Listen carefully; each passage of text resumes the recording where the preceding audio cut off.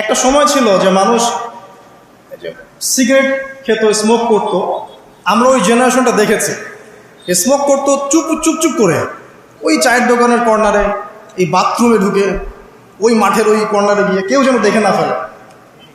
তারপরে কয়েক বছর পর পরিস্থিতি একটু পরিবর্তন হলো, ওপেন স্মোকিং, সবাই, ভাইয়ের সাথেও স্মোকিং, বন্ধুর সাথেও স্মোকিং, পরে বাবার সাথেও দেখা যায় ছেলে স্মোকিং। এই একটা যুগ আসলো দেখেন।